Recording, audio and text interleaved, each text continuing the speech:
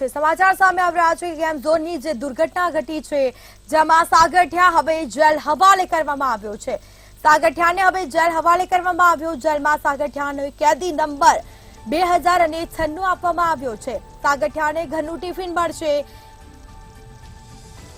તો હવે કસ્ટડીમાં સાગઠિયાને જિંદગી પસાર કરવી પડશે, સમય પસાર કરવો પડશે। સાગઠિયા અને કેદી વચ્ચેની વાતચીતના સીસીટીવીની ચકાસણી।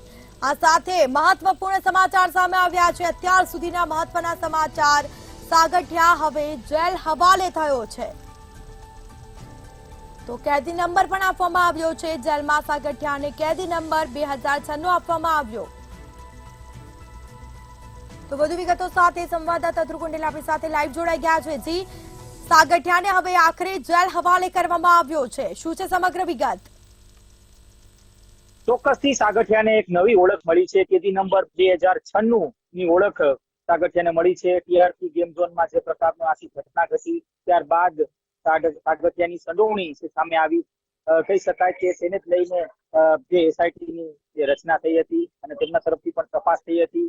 ખાસ એસીબી તરફથી પણ ક્યાંક હાલ તપાસ સક્રિય છે। તપાસમાં અનેક નવા ખુલાસાઓ આવી રહ્યા છે, પણ તેના જ વચ્ચે એક મહત્વના સમાચાર કે હવેથી સાગઠિયાને ક્યાંક ને ક્યાંક 2096 નંબરથી ઓળખાશે અને કેદી નંબર 2096 નંબર સાગઠિયાને આપવામાં આવ્યું છે। એટલે કે ચોક્કસ એવું કહી શકાય કે જે પ્રકારની ઘટના ઘટી તેને જ લઈને ક્યાંક રાજ્ય સરકાર તો સક્રિય થઈ।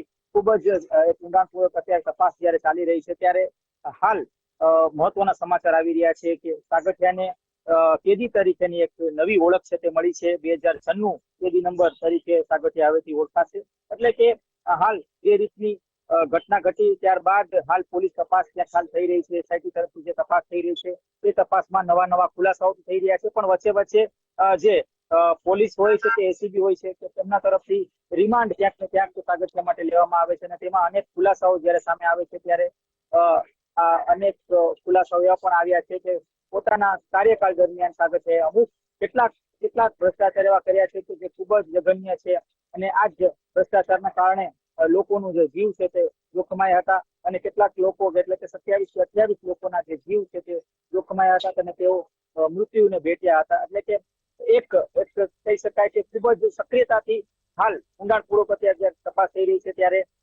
સાગઠિયાને નવી એક ઓળખ મળી છે। હાલ તપાસની ગતિ ક્યાંક ને ક્યાંક ચાલી છે અને આ સાથે કહી શકાય કે હાઈકોર્ટની પણ ટકોર ક્યાંક ને ક્યાંક રાજ્ય સરકાર માટે થઈ રહી છે ત્યારે ચોક્કસ એવું કહી શકાય કે સાગઠિયા સામેના હજુ પણ કેટલાક પુરાવા છે તે સામે એકત્ર થઈ શકશે અને હજુ પણ સાગઠિયાના કેટલાક આકાઓ છે તેમના પણ નામ ખુલી શકે છે। જી બિલકુલથી તમામ જાણકારી આપવા બદલ આપનો આભાર। તો આ સાથે રાજકોટ ટીઆરપી ગેમ ઝોન અગ્નિકાંડનો મામલો, સાગઠિયા હવે જેલ હવાલે થયો છે।